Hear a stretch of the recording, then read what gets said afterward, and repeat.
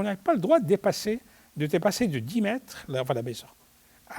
Sauf lorsqu'il s'agissait de renvoyer au secrétaire général des Nations Unies le rapport de la journée. Et on l'envoyait justement via satellite, et c'est quelqu'un qui nous accompagne des Nations Unies et du Polisario jusqu'à ce qu'on envoie notre texte et on revient avec. Mais sinon, c'est ça le quotidien. C'est ça le quotidien. Et c'est tous les jours. C'était tous les jours. Et donc, j'étais en train de vous dire que après Smara, j'ai fait le camp d'Aoussert. Il a démarré, il y a quelqu'un qui est venu me chercher, et puis ça a coïncidé avec le premier camp qui a été créé par le Polisario, c'est le camp d'Akhla. C'est le campement d'Akhla, qui est connu chez les Mauritaniens comme Ouint Belgra. Ouint Belgra, c'est la source de Belgra, qui était un poète mauritanien, et ça habite non, et je vous dis, c'est à plus de 190 km au sud. Quelques dizaines de kilomètres entre 40 et 60 km de la Mauritanie, de la Mauritanie et du Mali. Mais là, c'est véritablement de l'enclavement terrible. Et imaginez que dans tous les camps que nous avons passés, c'est que généralement, on passe une fraction d'une tribu en l'espace d'une journée et demie, voire 2 jours. Et donc, il fallait raccompagner nos chiours à l'aéroport et accueillir des nouveaux chiours pour passer d'une fraction à une autre.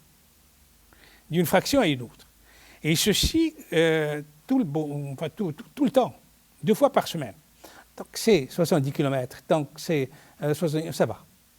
Parce que quand on était au campement Aoussert, on ne dormait pas au campement Aoussert. On travaillait la journée à Aoussert, au campement Aoussert, et on revenait sur le campement Smara pour passer la nuit. Est-ce que c'était des routes Il n'y a pas de route.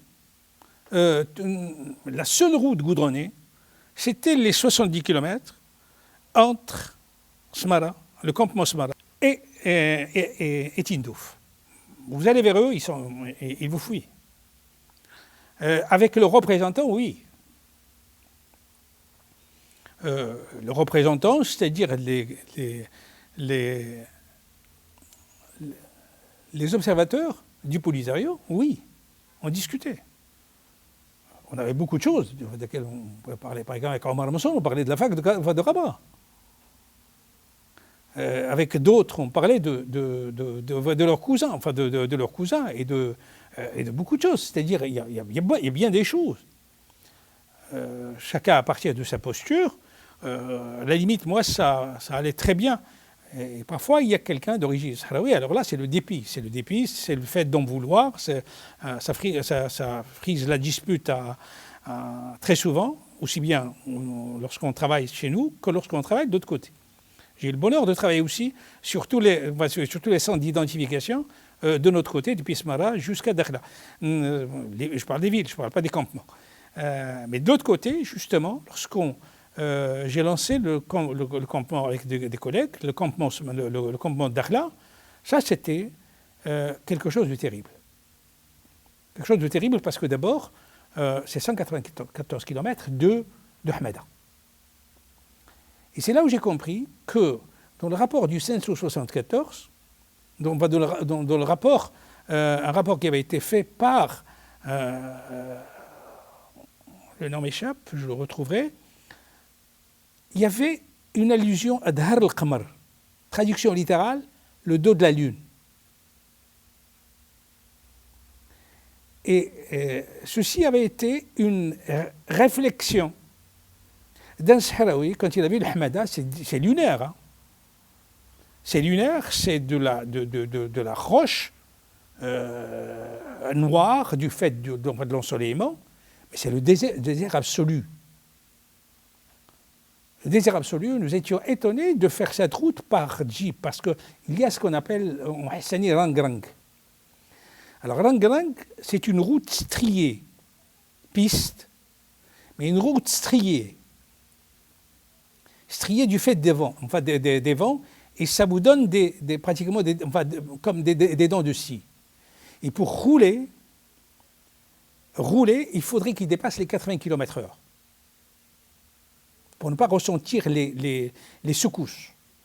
Mais vous roulez à moins de 100 km/h ou de 80 ou 100 km/h, vous risquez de vous couper la langue à tout bout de champ. On roulait, mais avec un coussin devant. On ne roulait pas avec la colonne vertébrale dressée. Et on était obligé de rouler, véritablement plié, pour que les secousses, justement, et vous comprenez qu'avec les véhicules des Nations Unies, ce n'est pas le confort. C'est pas le confort absolu. Mais pour, justement, supporter, il faut rouler plié. Et vous imaginez avec moi que, et ça ne nous est arrivé pas une fois, pas deux fois, pas trois fois, c'est que lorsque vous crevez, lorsque vous perdez, vous avez une crevaison, vous ne récupérez ni le pneu ni la jante. Alors, ce qui fait que quand on roulait avec 3-4 roues. 3-4 roues comme bagage. Comme bagage, quand on est arrivé justement au campement d'Dakhla, le schéma elle-même ajoutait que toutes les maisons dans lesquelles nous sommes, il y avait des abréviations. Quand on nous a fait habiter, il y avait des abréviations.